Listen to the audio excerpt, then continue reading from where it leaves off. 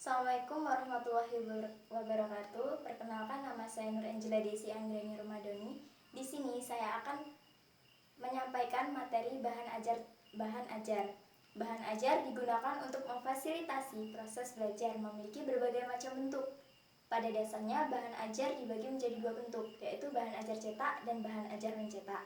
Bahan ajar digunakan sebagai penghantar atau delivery system pesan ajar dari narasumber kepada peserta didik. Bahan ajar dalam konteks ini berperan sebagai penyampai isi pengetahuan yang perlu dipelajari peserta didik. Bahan ajar yang efektif dalam memfasilitasi berlangsungnya proses belajar memiliki 3 indikator sebagai berikut. Yang pertama, berisi substansi pengetahuan yang dapat dipelajari siswa secara menyeluruh. Seluruh informasi terdapat dalam bahan ajar tersebut dan juga tersusun secara sistematis.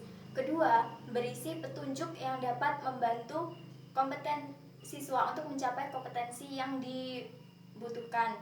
Ketiga, memiliki kemampuan untuk menjelaskan informasi dan pengetahuan secara jelas sejelas-jelasnya untuk peserta didik. Bahan ajar cetak pada dasarnya berisi komponen-komponen yang dapat digunakan untuk menjelaskan dan membimbing peserta didik dalam melakukan kegiatan belajar secara bertahap. Tahap-tahap substansi dalam bahan ajar cetak bergantung pada setiap bab-bab atau subbab-subbab pembelajaran yang terdapat di dalamnya. Hal itu tentu dapat memudahkan siswa untuk belajar dengan menggunakan bahan ajar cetak tersebut. Bahan ajar cetak sebagai sarana pembelajaran memiliki sejumlah keunggulan. Seperti yang pertama, dapat kesesuaian untuk digunakan dalam mengajarkan semua jenis informasi dan pengetahuan. 2.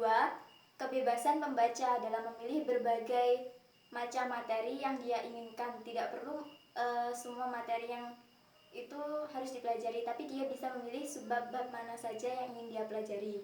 Ketiga, tidak memerlukan peralatan tambahan untuk menggunakannya. 4. Dapat dikombinasikan dengan media atau bahan ajar lainnya. Bahan ajar cetak pada dasarnya bersifat universal atau karena mudah dan murah untuk digunakan.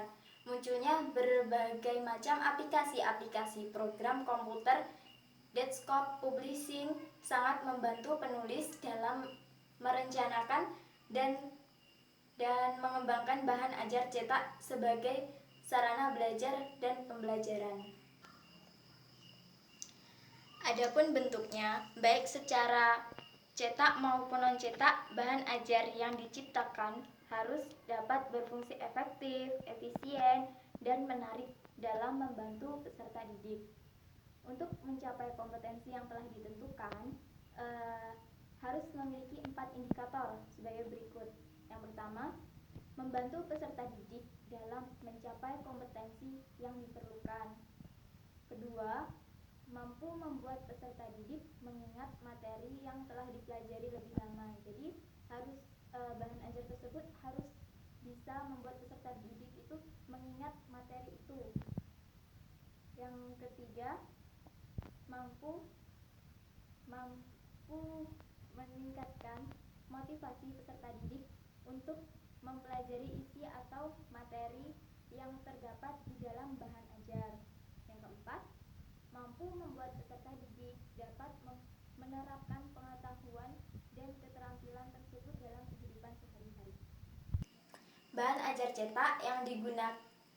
ajar cetak seperti buku yang digunakan dalam kegiatan belajar pada umumnya ada yang berukuran kecil atau tipis sampai dengan yang berukuran besar atau tebal.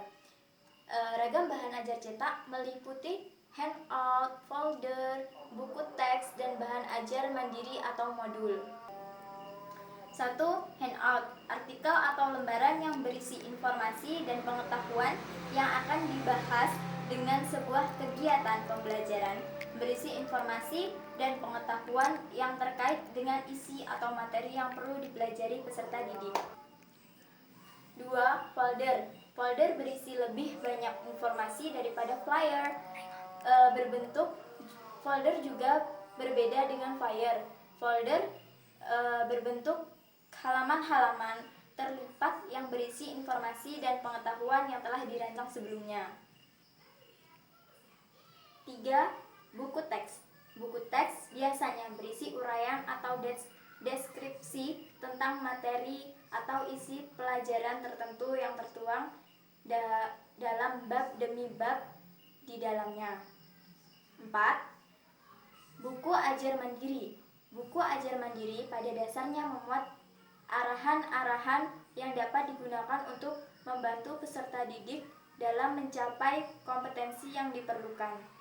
Sekian materi yang dapat saya jelaskan, semoga bermanfaat untuk kalian semua. Wassalamualaikum warahmatullahi wabarakatuh.